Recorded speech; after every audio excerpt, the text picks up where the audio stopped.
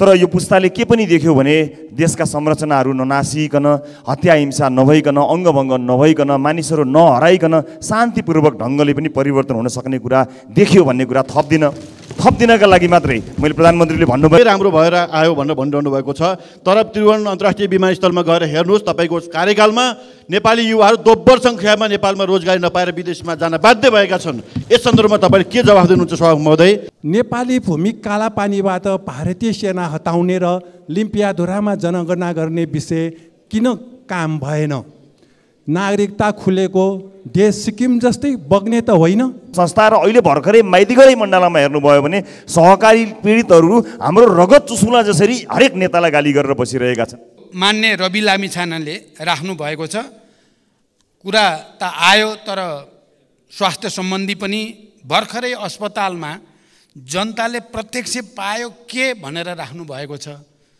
पहिलो कुरा त म मान्य सदस्यलाई के भन्न चाहन्छु भने मैले प्रस्तुत गरेको कुरामा सबै चिज ठिकठाक भइ नै सक्यो भन्ने अर्थमा बुझ्न हुँदैन, गर्न अझै धेरै बाँकी छ। तर म के भन्न चाहन्छु भने भर्खरै वीर हस्पिटलमा 700 बेड गरिब निमुखाहरूको लागि निःशुल्क गर्ने निर्णय भएको छ। यो प्रत्यक्ष जनताले तत्कालै पाएको कुरा हो। अरू यस्तै कामहरू पनि अगाडि बढ्दैछन्। त्यसको कारण प्रधानमन्त्रीसँग जान चाहन्छु कि त्यो विशेष क्षेत्र हो, 165 क्षेत्रमध्ये त्यो के विशेष आरक्षित क्षेत्र हो?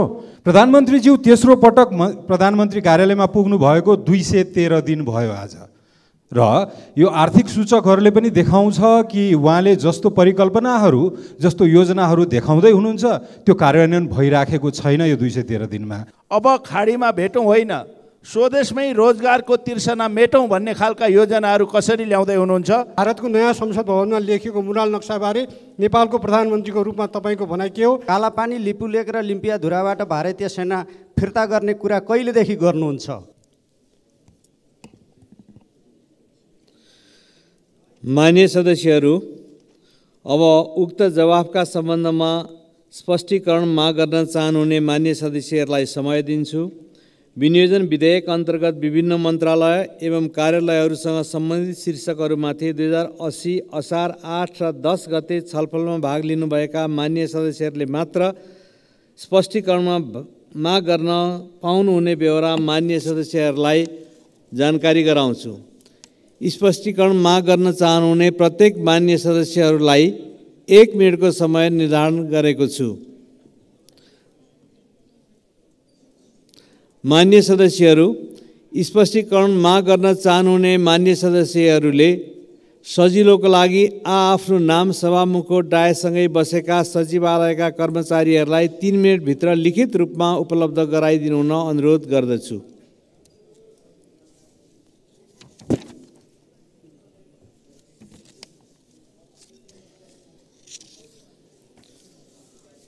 मान्य सदस्य श्री प्रेम सुवाल। सभामुख महोदय मार्फत प्रधानमन्त्रीजीसँग प्रश्न राख्न चाहन्छु। राष्ट्रिय प्रतिरक्षा विश्वविद्यालयको लागि कति बजेट विनियोजन गरिएको छ? खोपो विश्वविद्यालयको विधेयक अर्थ मन्त्रालयमै किन अड्किरहेको होला? प्रधानमन्त्रीजीले यो विधेयकबारे सदनमा 3 पटक बोल्नुभयो। विधेयक पारित नभएसम्म जनतालाई पत्याउन गाह्रो भएको गुनासो छ। नेपाली भूमि कालापानीबाट भारतीय सेना हटाउने र लिम्पियाधुरामा जनगणना गर्ने विषय किन काम भएन? नागरिकता खुलेको देश सिक्किम जस्तै बग्ने त होइन। पूर्व कार्यवाहक महालेखा परीक्षक सुखदेव भट्टराईका अनुसार एनसेलको पुँजीगत लाभ कर छलीमा 3 प्रधानमन्त्री र 3 अर्थमन्त्री संलग्न भएको भए कारबाही किन भएन? परराष्ट्र मन्त्रालयको काम नेपाली युवालाई दिनको 6-7 हजार राहदानी दिने हो कि कामै दिने हो? धन्यवाद। मान्य सदस्य डाक्टर अमरेश कुमार सिंह। सम्मानीय सभामुख महोदय, रणनीतिक सडकमा 165 निर्वाचन क्षेत्रमा 164 मा 1 करोड मात्र विनियोजन गरेका छ। तर एउटै सडकमा सुर्खेत क्षेत्र नम्बर 1 मा किन 10 करोड विनियोजन गर्छ त्यसको कारण प्रधानमन्त्रीसँग जान चाहन्छु कि त्यो विशेष क्षेत्र हो 165 क्षेत्रमध्ये त्यो के विशेष आरक्षित क्षेत्र हो। दोस्रो कुरा सार्वजनिक जनताको करको ट्याक्सबाट कुनै पनि पार्टीको कार्यालय बनाउनु मिल्छ कि मिल्दैन? यहाँ के अहिले सरकारको बजेटबाट जनताको ट्याक्स पेमानीबाट पार्टीको कार्यालय बनाउने कार्य कति उचित हो र किन यो बनिरहेछ प्रधानमन्त्रीसँग जवाब चाहन्छु। तेस्रो प्रधानमन्त्री कार्यालयमा जुन सचिवहरू सरुवा हुन्छ त्यो झोकडेर बस्छ किनकि प्रधानमन्त्री आफ्नै आसेपासे सचिवालयबाट प्रधानमन्त्री कार्यालय चलाउनु छ। त्यो सचिव त त्यहाँ झन् गर्व गर्नुपर्ने कि म प्रधानमन्त्री कार्यालयमा छु, देशको प्राइम सत्ताको ठाउँमा छु, तर त्यस्तो हुन सकिरहेको छैन। यो कारण के हो? दोस्रो अन्तिम प्रश्न मेरो छ कि सार्वजनिक जग्गा त्यतिकै व्यक्तिहरूलाई संस्थाहरूलाई दिने प्रवृत्ति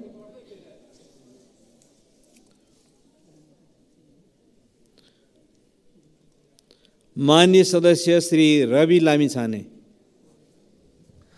सम्माननीय सभामुख महोदय मार्फत म सम्माननीय प्रधानमन्त्रीज्यूलाई यो जुन आफ्ना उपलब्धिहरू बताउनु भयो त्यो उपलब्धिहरू बताइरहँदा त्यो उपलब्धिले अहिले भर्खरै नेपालका अस्पतालहरूमा शैक्षिक संस्थाहरूमा भर्खरै आम नागरिकले के पाइरहेका होलान् त्यसतर्फ पनि ध्यान दिन अनुरोध गर्न चाहन्छु। र यो सँगसँगै एउटा के पनि याद गराउन चाहन्छु भने यो पुस्ताले के देखेन भन्नुभयो, त्यसमा मेरो साथ र समर्थन नै छ। पुस्ताले के देखेन भन्ने कुरा, तर यो पुस्ताले के पनि देख्यो भने देशका संरचनाहरू ननासिकन, हत्या हिंसा नभइकन, अङ्गभङ्ग नभइकन, मानिसहरू नहराइकन शान्तिपूर्वक ढङ्गले पनि परिवर्तन हुन सक्ने कुरा देख्यो भन्ने कुरा थप्दिनका लागि मात्रै मैले प्रधानमन्त्रीले भन्नुभएको कुरामा विमति र विरोध गरेको होइन, त्यो पनि थपिदिनु भएको भए उहाँको स्टेटमेन्ट अझै पुरा हुन्थ्यो भन्ने म भन्न चाहन्छु। र उपलब्धिहरू प्रधानमन्त्रीजीले सुनाइरहँदा तत्काल अस्पताल लगायत शिक्षण संस्था र अहिले भर्खरै माइतीघरै मण्डलामा हेर्नुभयो भने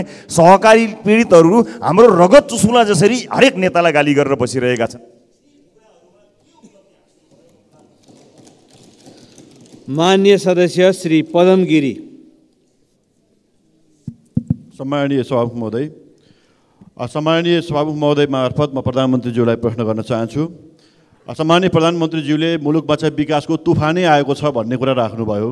म सम्माननीय प्रधानमन्त्रीज्यूलाई यहाँको सरकारले हिजो बेलुकासम्म पुँजीगत खर्च कति छ एकचोटि हेर्नुहोस्, जम्मा 42% पुँजीगत खर्च भएको छ। हामी देशमा विकासको तुफानै आएको छ भन्ने कुरा कसरी पत्याउने, यसको म जवाफ चाहन्छु सभामुख महोदय। त्यस्तै गरेर अर्को कुरा, उहाँले अर्थतन्त्रका सबै सूचकहरू सुधार भएर आयो, निकै राम्रो भएर आयो भनेर भनिरहनु भएको छ। तर त्रिभुवन अन्तर्राष्ट्रिय विमानस्थलमा गएर हेर्नुहोस्, तपाईँको कार्यकालमा नेपाली युवाहरू दोब्बर सङ्ख्यामा नेपालमा रोजगारी नपाएर विदेशमा जान बाध्य भएका छन्। यस सन्दर्भमा तपाईँले के जवाफ दिनुहुन्छ सभामुख महोदय? अर्को राष्ट्रिय योजना आयोगलाई निकममा बनाउनु भयो, बजेट निर्माणको प्रक्रियामा कहीँ सहभागी हुनु भएन, यसको औचित्य के हो? यसको पनि म जवाफ चाहन्छु सभामुख महोदय। सम्पत्ति शुद्धिकरण अनुसन्धान विभागलाई निकममा बनाइएको छ, कालो धन थुप्राएर बसेका व्यक्तिहरूका पक्षमा यो विभागले काम गर्ने स्थिति बनेको छैन। किन यसरी राख्ने काम गर्नुभयो, यसको पनि म जवाफ चाहन्छु। हस्, धन्यवाद। माननीय सदस्य श्री रघुजी पन्त। सभामुख महोदय मार्फत प्रधानमन्त्रीले केही प्रश्न सोध्न चाहन्छु, स्पष्ट गर्नुहोस् भन्ने चाहन्छु। 1, मुलुकको सर्वोच्च प्रशासनिक निकायको रूपमा रहेको प्रधानमन्त्री कार्यालय अझै कति व्यवस्थित छ, त्यो के तपाईँ त्योसँग सन्तुष्ट हुनुहुन्छ? 2, तपाईँले भारत भ्रमणको क्रममा इपिजी प्रतिवेदनलाई किन महत्त्व दिनु भएन? नेपाल सरकारको प्रधानमन्त्री रहेको तपाईँले इपिजी प्रतिवेदन कहिले बुझ्नुहुन्छ? 3, भारतको नयाँ संसद भवनमा लेखिएको मुराल नक्साबारे नेपालको प्रधानमन्त्रीको रूपमा तपाईँको भनाइ के हो? यस विषयमा तपाईँले भारतीय प्रधानमन्त्रीलाई के भनेर आफ्नो प्रतिक्रिया व्यक्त गर्नुभयो? 4, मुराल नक्साबारे नेपालको स्ट्यान्ड के हो? राष्ट्रपति, उपराष्ट्रपति र प्रधानमन्त्री कार्यालयमा रहेका अनावश्यक सल्लाहकारहरू हटाएर खर्च घटाउन प्रधानमन्त्रीले के कदम चाल्दै हुनुहुन्छ? सीमा समस्या समाधानको लागि तत्काल के पाइला चालिँदैछ, जानकारी दिइयोस्। धन्यवाद। माननीय सदस्य श्री प्रभु शाह। सम्मानीय सभामुख महोदय, वैदेशिक रोजगारमा ठगी कार्य बढ्दो छ, पीडितहरू न्याय पाउन सकिरहेको छैन। सम्मानीय प्रधानमन्त्रीले पीडितलाई क्षतिपूर्तिको कुरा गर्नुभयो। हामी जान्न चाहन्छौँ दोषीलाई के कति कारबाही भएको छ? भन्सार र राजस्वको सरकारी रकम कथित पुरस्कारको नाममा 40-45% पैसा व्यक्तिको खातामा गइरहेको छ। यसलाई रोक्न सरकारको योजना के छ जान्न चाहन्छौँ। जनयुद्धका मृतकलाई शहीद घोषणा गर्दा सरकारले छानी छानी नाम घोषणा गरेको देखियो। थुप्रै नाम छुटेको छ। यसलाई समेट्न सरकारको योजना के छ जान्न चाहन्छौँ। मानव विकास सूचकाङ्कमा पछाडि रहेका प्रदेश, जिल्ला र पालिकालाई विशेष आर्थिक प्याकेजका कुरा उठाएका थियौँ। यसको सम्बोधन किन गर्नु भएन जान्न चाहन्छौँ। आवासको अधिकार मौलिक अधिकार हो। 75,000मा सुरक्षित आवास निर्माण सम्भव छ। यदि छैन भने मौलिक अधिकारको रक्षाको लागि सरकारले कसरी अगाडि बढिरहेको छ जान्न चाहन्छु। धन्यवाद। माननीय सदस्य श्री राजेन्द्र प्रसाद पाण्डे।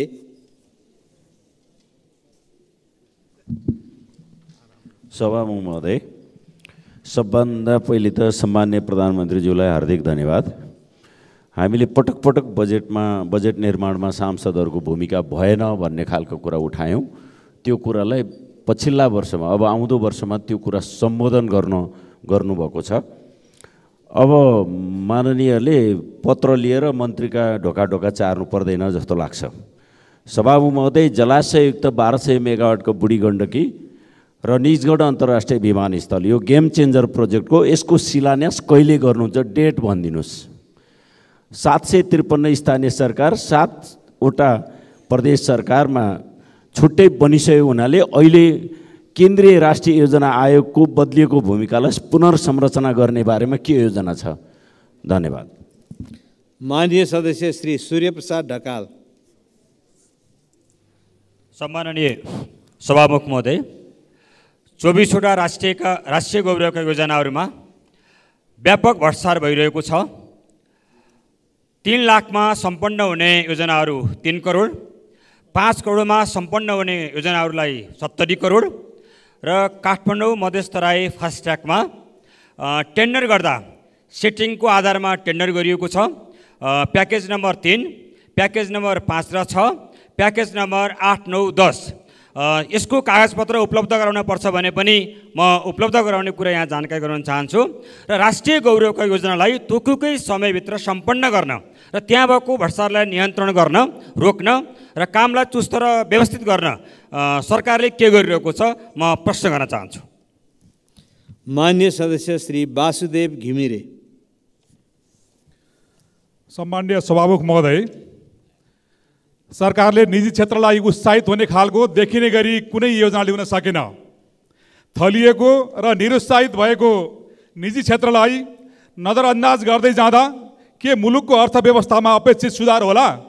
म सम्माननीय सभामुख मार्फत सम्माननीय प्रधानमन्त्रीज्यूलाई प्रश्न गर्न चाहन्छु। धन्यवाद।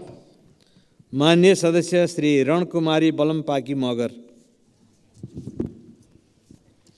सम्माननीय सभामुख महोदय, 2080 3 महिना 8 गते प्रधानमन्त्रीसँग प्रत्यक्ष प्रश्न सोध्ने कार्यक्रममा प्रधानमन्त्रीलाई 2 दिन अघि नै प्रश्न गएर उत्तर तयार हुन्छ, तर त्यहाँ बस्ने प्रश्नकर्ताले गरेको प्रश्नको उत्तर नभेटिनुले प्रधानमन्त्रीको सचिवालय विज्ञ छैन भन्ने देखिन्छ। तलब भत्ता मात्र खाएर बस्ने सल्लाहकार हटाई चुस्त र सानो सचिवालय बनाउन सरकारको सरकारको आर्थिक भार पनि कम हुने थियो भन्ने प्रश्न म सभामुख मार्फत सम्माननीय प्रधानमन्त्रीलाई सोध्न चाहन्छु। धन्यवाद। माननीय सदस्य श्री भगवती चौधरी।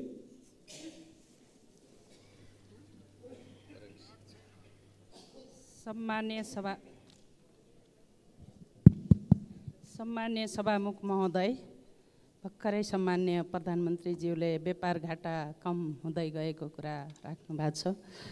व्यापार घाटा भन्दा यहाँको निजी क्षेत्रदेखि र उद्योग धन्दा सञ्चालनमा लाग्नु भएको लगानीकर्ता पुरै निरुत्साहित छ। त्यसो भएको हुँदा अब यो व्यापार घाटा कम हुने कुरा मलाई लाग्छ यो रिपोर्टमा यो चालु अबको केही भएको होला, तर अहिलेको अवस्थामा यो निजी क्षेत्र पुरै हतोत्साहित छ अथवा निजी क्षेत्र चाहिँ प्रोत्साहन छैन। यसको विषयमा यो सँगसँगै मानव विकास सूचाङ्कमा चाहिँ पछाडि परेको जिल्ला तथा पालिकाहरूमा चाहिँ बजेटले प्रोत्साहन गरिने नीति तथा कार्यक्रममा ल्याइएको थियो, तर त्यस्तो उसमा मेरो जिल्ला पनि मेरो क्षेत्र पनि बोर्डर टाँसेको क्षेत्र छन्। त्यहाँ पर्यटकीय क्षेत्रदेखि पर्यटकीय गन्तव्यदेखि कृषि क्षेत्र अति फर्टाइल थियो, तर त्यहाँ बजेटहरू 1 लाख। माननीय सदस्य श्री सराज अहमद फारूकी। सम्मानीय सभामुख महोदय, सम्मानीय प्रधानमन्त्रीज्यूसँग प्रश्न छ। बजेट पूर्णतः असन्तुलित साथै समावेशी नभएको प्रमाणित भएको छ। तसर्थ राष्ट्रिय गौरवको योजना र अनिवार्य दायित्व घटाई विनियोजन विधेयक संशोधन गरी बढी बजेट स्थानीय तहमा वितरण गरियोस्। माननीय सदस्य श्री रामहरि खतिवडा। सभामुख महोदय, मैले भूकम्प पीडितहरूलाई पहिलो किस्ता गइसकेको र दोस्रो र तेस्रो किस्ता जिल्लामा नपुगेको र घर बनाइसकेका घरहरूलाई असार मसान्तसम्म जान्छ भनेर प्रधानमन्त्रीज्यूले योभन्दा पहिले जवाब दिनुभएको थियो। अहिलेसम्म त्यो रकम गएन, त्यसको बारेमा प्रधानमन्त्रीको जवाब चाहन्छु। विदेशमा गएका युवाहरूलाई स्वदेशमै ल्याएर काम दिने वातावरण सिर्जना गर्ने के योजनाहरू छन्? अब खाडीमा भेटौँ होइन, स्वदेशमै रोजगारको तिर्सना मेटौँ भन्ने खालका योजनाहरू कसरी ल्याउँदै हुनुहुन्छ? र 753 स्थानीय तहमा कालो पत्रे सडक निर्माण गर्ने कार्यक्रम कहाँ पुगेको छ? यसै वर्षदेखि प्रारम्भ गर्न पहल अनुरोध गर्दछु। धन्यवाद। माननीय सदस्य श्री सञ्जय कुमार गौतम। सम्मानीय सभामुख महोदय, मेरो सम्मानीय सभामुखज्यू मार्फत प्रधानमन्त्रीज्यूलाई प्रश्न छ। यो बाढी पीडितहरूले, भूकम्प पीडितहरू सडकको हैसियत प्राप्त गर्नुपर्ने तत्कालीन प्रधानमन्त्री सदस्य सुशील कोइरालाको नेतृत्वमा नेपाल सरकारले नीतिगत निर्णय गर्यो, तर अहिले पनि बाढी पीडितहरूले न्याय पाएनन्। सम्मानीय सभामुख महोदय, मेरो यो जिज्ञासा छ। अर्को कुरा चाहिँ यो संवैधानिक आयोगहरू तत्कालीन प्रधानमन्त्री केपी ओलीजीको पालामा प्रधानमन्त्री कार्यालय अन्तर्गत गयो। यो विषयमा बारम्बार हामीहरूले सदनमा कुरा उठायौँ, अहिले पनि कुरा उठेको छ, सङ्केत प्रधानमन्त्रीज्यूले पनि गर्नुभयो। तर यो निकायहरूलाई किन प्रधानमन्त्री कार्यालय अन्तर्गत लैजानु पर्यो? र अहिले पनि तत्कालीन परिस्थितिमा सामान्य प्रधानमन्त्रीज्यू पनि यसको विपक्षमा हुनुहुन्थ्यो जस्तो लाग्छ मलाई, मेरो स्मृतिले भनेसम्म। यो विषयमा चाहिँ गम्भीरतापूर्वक नेपाल सरकारले निर्णय गरोस् भन्ने चाहन्छु। धन्यवाद। माननीय सदस्य श्री सूर्य थापा। सम्मान्य सभामुख महोदय मार्फत म सम्मान्य प्रधानमन्त्रीज्यूलाई सोध्न चाहन्छु। फुकोट कर्णाली र अरुण तल्लो आयोजना नेपालले आफै निर्माण गर्नुपर्ने अत्यन्तै कम लागतका सस्तो आयोजना हुन्, तर लगानी बोर्डलाई सामान्य छलफलसम्म गर्न नदिई किन नेपालको हित विपरीत भारतलाई सुम्पिएर आउनुभयो? यो राष्ट्रघात गर्नुभयो कि भएन? कालापानी, लिपुलेक र लिम्पियाधुराबाट भारतीय सेना फिर्ता गर्ने कुरा कहिलेदेखि गर्नुहुन्छ? मुरल नक्सामा समावेश रहेको लुम्बिनी र कपिलवस्तु हटाउने गरी भारत सरकारलाई कूटनीतिक नोट पठाउन किन रोक्नु भएको छ? कहिले पठाउनुहुन्छ? निर्वाचित सांसद र यो सम्मानित संसदको अपमान गर्ने गरी पक्षपातपूर्ण बजेट विनियोजन गरेका 3 जना पक्षपाती मन्त्रीहरूलाई कहिले बर्खास्त गर्नुहुन्छ? म सोध्न चाहन्छु। धन्यवाद। माननीय सदस्य श्री बलराम अधिकारी।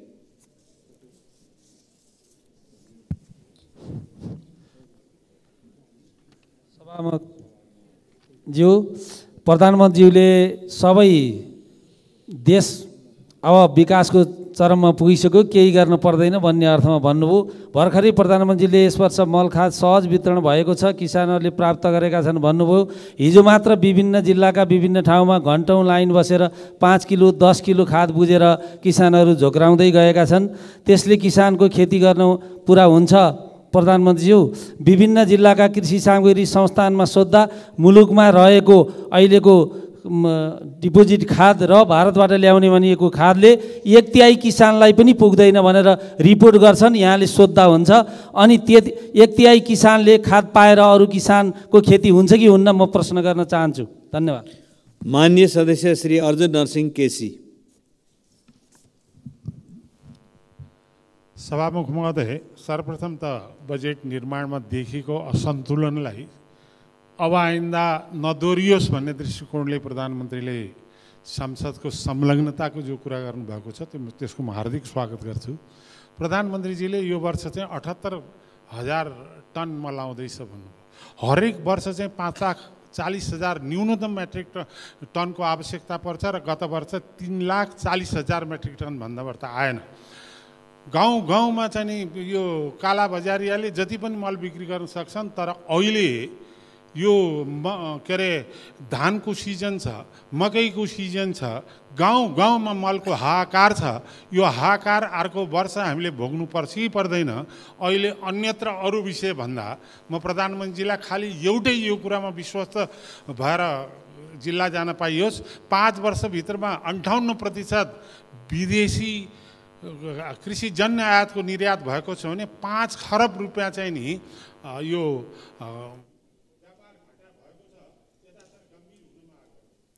माननीय सदस्य श्री बुद्धिमान तामाङ। सभामुख महोदय, म सभामुख मार्फत प्रधानमन्त्रीलाई निम्नलिखित प्रश्न हुन चाहन्छु। पहिलो कुरा, अहिलेसम्म स्थानीय तहमा जाने जो बजेट छ त्यो बजेट चाहिँ नि खालि जनसङ्ख्या आधारमा गएको छ। यसलाई चाहिँ यो भौगोलिकता र विकटता र जनसङ्ख्या तीनटालाई चाहिँ नि हेरेर कहिलेदेखि यो तर्जुमा गर्न सकिन्छ? आगामी वर्ष हुन्छ हुँदैन? एउटा कुरा। दोस्रो कुरा, यो बुढी गण्डकी जो कुरा छ, यो 1200 जलाशय युक्त चाहिँ नि विद्युत छ, यसलाई कुन मोडेलमा यसलाई अगाडि बढाउनु खोजेको छ? यो यसको प्रश्न जवाब चाहियो। धन्यवाद। सदस्य श्री धवल शमशेर जवरा। सम्मान्य सभामुख महोदय, प्रधानमन्त्रीजीको कुरा पर्यटनको विषयमा सुन्यो, तर एउटा ठुलो सम्भावना बोकेको सुदूरपश्चिम मध्यपश्चिमको पर्यटनको विकासको क्रममा नेपालगञ्जबाट दिल्ली उड्ने उडानको सम्भावना मित्रराष्ट्र भारतले खोलेको छ। त्यसको विषयमा हाम्रो सरकारले केही पनि कदम चालेको छैन। र अर्को, पर्यटन विकासको पर्यटन कलेज नाथमको नगरपालिकाले जग्गा दिएको पनि विषयमा बजेट पनि हालिएको छैन। र कपास विकास समितिलाई खारेज गर्नेको मतलब त्यहाँ भएको जग्गा वितरण गरिदिने कार्यकर्तालाई र आफ्नो भोटरलाई भो भन्ने नेपालगञ्ज र बाँकेका जनताले र त्यो क्षेत्रका जनताले भनिरहेछ। कपास विकास समिति कुनै हालतमा खारिज हुनुहुन्न भन्ने हाम्रो सबैको माग छ। धन्यवाद। माननीय सदस्य श्री सुमना श्रेष्ठ। सम्मान्य सभामुख महोदय, विद्यार्थीहरूको रिपोर्ट कार्डमा फुल मार्क्स र पास मार्क्स हुन्छ। प्रधानमन्त्रीज्यूको रिपोर्ट कार्डमा कति अङ्क आयो त्यो जान्नको लागि चाहिँ नि जनता समक्ष सर्वे गर्नु पर्ला। फेल भइन्छ कि भन्ने डरले चाहिँ नि सर्वे नगर्ने कुरा नगर्नु होला। दोस्रो, प्रधानमन्त्री भनेको राष्ट्रको कप्तान हो, तर यही रोस्टमबाट हरेक मन्त्रीज्यूले बोल्दै गर्दा यहाँ सहकार्य र समन्वय राम्रो देखिएन, कमजोर देखियो। एक्जाम्पलको लागि माछामा भन्सार घटाइयो, तर कृषि मन्त्री भन्नुहुन्छ कर त मैले हेर्ने होइन, अर्थमन्त्रीज्यूलाई सोध्नु भन्नुहुन्छ। स्वास्थ्यमा दरबन्दी बढाइएन, तर सञ्चार मन्त्रालयमा भवन निर्माण र 28 करोड विज्ञापनको लागि दिएको छ। खानेकुरामा कर लगाइँदैछ, तर गरिबी निवारण मन्त्रालयसँग यो करले गरिब जनतालाई कस्तो मर्का पर्छ, कस्तो इम्प्याक्ट पर्छ भन्ने तथ्याङ्क छैन। त्यसकारण म सोध्न चाहन्छु, क्याबिनेटमा यो सहकार्य र यो समन्वय किन यति कमजोर? धन्यवाद। माननीय सदस्य श्री मनिष झा। सम्मानीय सभामुख महोदय, सैद्धान्तिक दस्तावेज र त्यसपछि हामीले नीति तथा कार्यक्रम सुन्यौँ र त्यसैको एक्सन प्लानको रूपमा यो बजेट आएको भनेर बुझ्छौँ हामी। प्रक्रियागत रूपमा त्यस्तै हुने हो। तर नीति तथा कार्यक्रममा राखिएको नेपाली विदेशमा भएको नेपालीले मतदान गर्न पाउने भन्ने कार्यक्रमको झल्को बजेटमा कतै पनि देखिएन। त्यो किन झुक्याइएको हो, किन ठगिएको, त्यो बुझ्न सकिएन।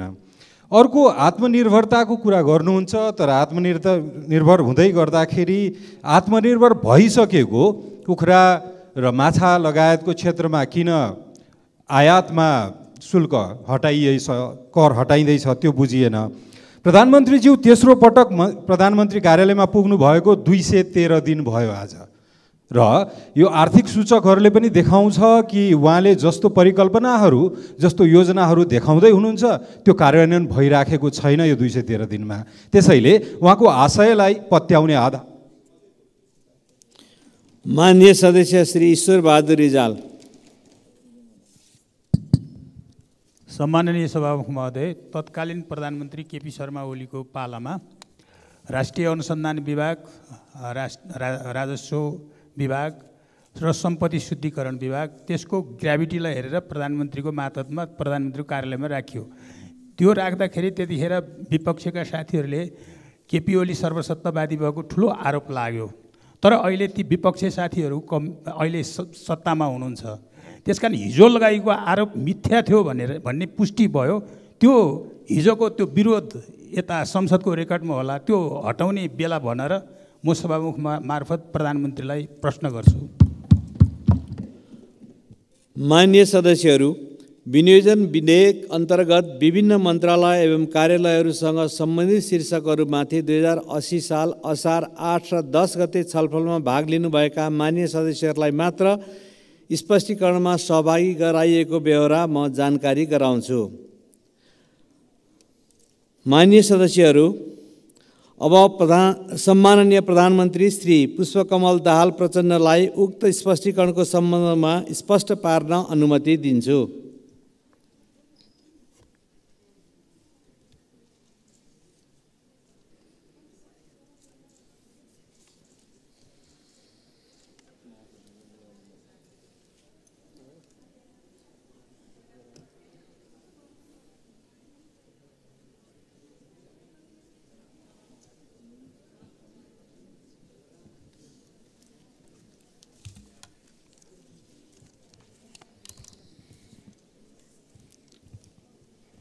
सम्मान्य सभामुख महोदय, मलाई फेरि स्पष्टीकरणका लागि प्रश्न सोध्ने सबै मान्य सदस्यहरूलाई धन्यवाद भन्न चाहन्छु।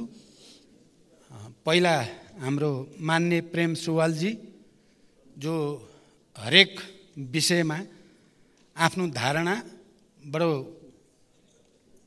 जोडदार ढङ्गले राख्ने गर्नुहुन्छ। उहाँले प्रतिरक्षा विश्वविद्यालयको बारेमा, खोप विश्वविद्यालयको बारेमा, कालापानी र युवाहरूको बारेमा प्रश्न राख्नुभएको छ। प्रतिरक्षा विश्वविद्यालयको बारेमा अध्ययन भइरहेको छ, त्यसलाई अगाडि बढाउनुपर्छ भन्ने सैद्धान्तिक सहमति छ। खोप विश्वविद्यालयको बारेमा मैले भनेको छु र यो पटक त्यसलाई अगाडि बढाउन आवश्यक तयारी गरिँदैछ। मैले कालापानी, लिपुलेक, लिम्पियाधुराको बारेमा धेरै पटक यस सम्मानित सदनमा कुरा राखेको छु र पहिलो पटक भारत भ्रमणको बेलामा भारत सरकारका प्रधानमन्त्रीले सीमा समस्या हल गर्ने बारेमा निकै सकारात्मक कुरा राखेको पनि जानकारी भइसकेको छ र यसलाई छिटै समाधान गर्ने पहल गरिँदैछ। युवाहरूलाई रोजगारी दिने विषयमा सरकार गम्भीर छ र त्यसको तयारी गरिरहेको छ। अर्को मान्य अमरेश कुमार सिंहले राख्नुभएको छ, रणनीतिक सडकहरू अन्यत्र 1-1 करोडको भए, सुर्खेतमा मात्रै एउटैमा 10 करोड कसरी गयो भन्ने कुरा। अब यो प्रश्नको उत्तर सायद अर्थमन्त्रीजीले दिइसक्नुभयो होला या दिनुहुनेछ। मलाई चाहिँ किन गयो भनेर मैले उत्तर दिन सक्ने सायद मेरो त्यति जानकारी पनि छैन। म प्रश्न भन्न चाहन्छु। अब प्रधानमन्त्री कार्यालयमा सचिवहरू चाहिँ उत्साहित हुनुपर्ने ठाउँमा झोक्राएर बस्ने स्थिति छ भन्ने कुरामा प्रधानमन्त्रीको रूपमा मेरो ध्यान गएकै छ र त्यसलाई कसरी सुदृढ गर्ने भन्ने बारेमा छलफल भएको छ। सम्भवतः केही समयभित्रै त्यो संरचनालाई बदलिन्छ। सार्वजनिक जग्गाको बारेमा मैले अघि नै कुरा राखिसकेको छु।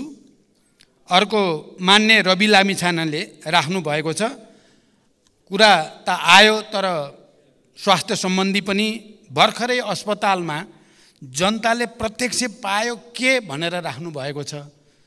पहिलो कुरा त म मान्य सदस्यलाई के भन्न चाहन्छु भने मैले प्रस्तुत गरेको कुरामा सबै चिज ठिकठाक भइ नै सक्यो भन्ने अर्थमा बुझ्न हुँदैन, गर्न अझै धेरै बाँकी छ।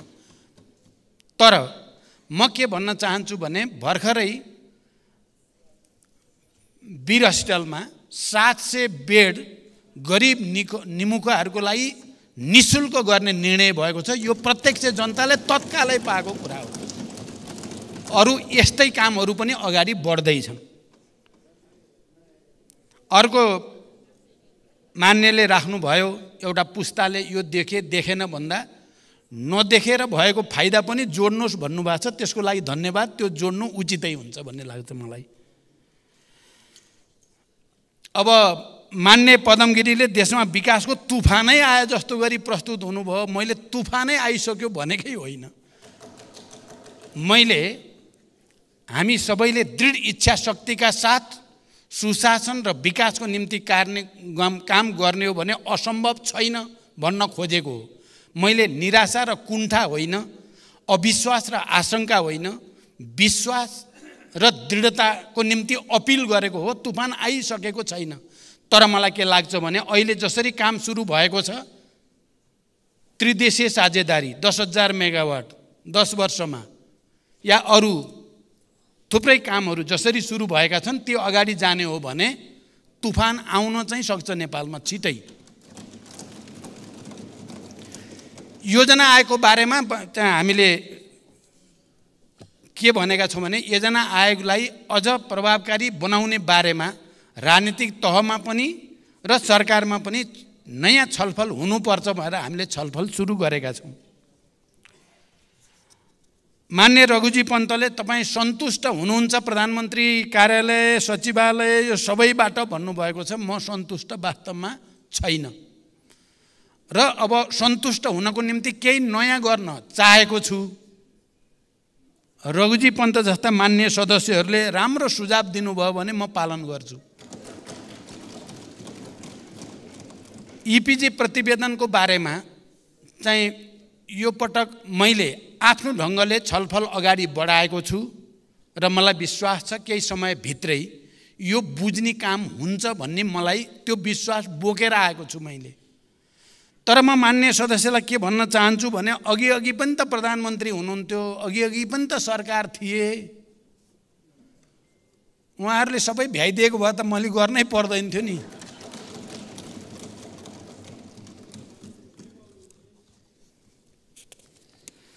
वैदेशिक रोजगारीको विषयमा धेरै ठगी भएको छ, त्यसलाई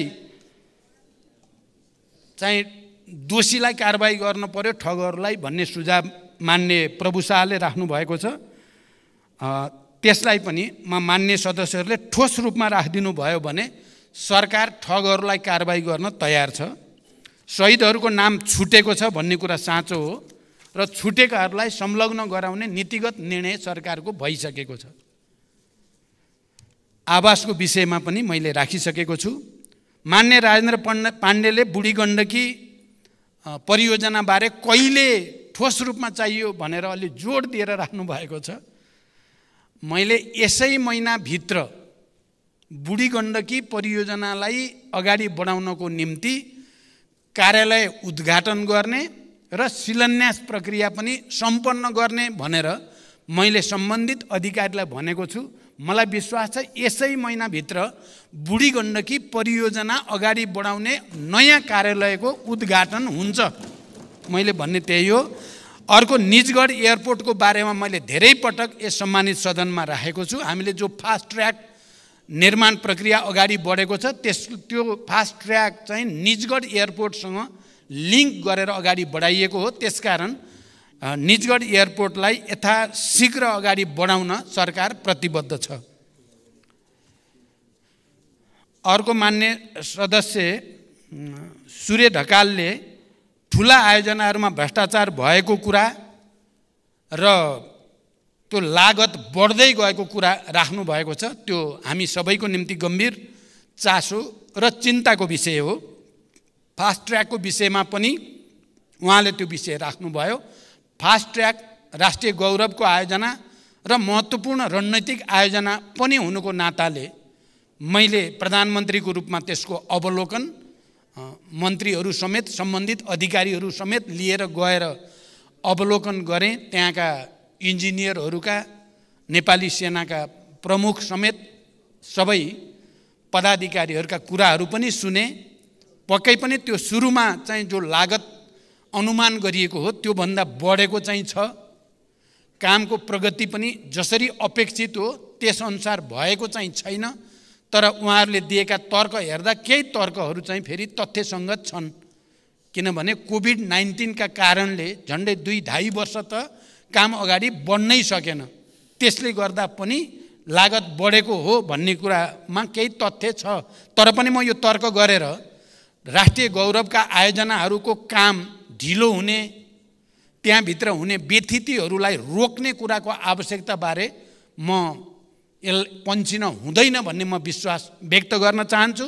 र अब आजदेखि मैले भने अरू राष्ट्रिय गौरवका आयोजना पनि एक्सन रुम सिंहदरबारबाटै अवलोकन गर्ने, सिधा निर्देशन दिने, कहाँनिर व्यथिति भएको छ त्यसलाई इङ्गित गर्ने कामको सुरुवात गरिएको छ र मलाई विश्वास छ क्रमशः यसले संस्थागत रूप लिन्छ र राष्ट्रिय गौरवका आयोजनामा हुने ढिलासुस्तीहरू र त्यहाँ देखा पर्ने व्यथितिहरू नियन्त्रण गर्दै लान सकिन्छ भन्ने म विश्वास व्यक्त गर्न चाहन्छु।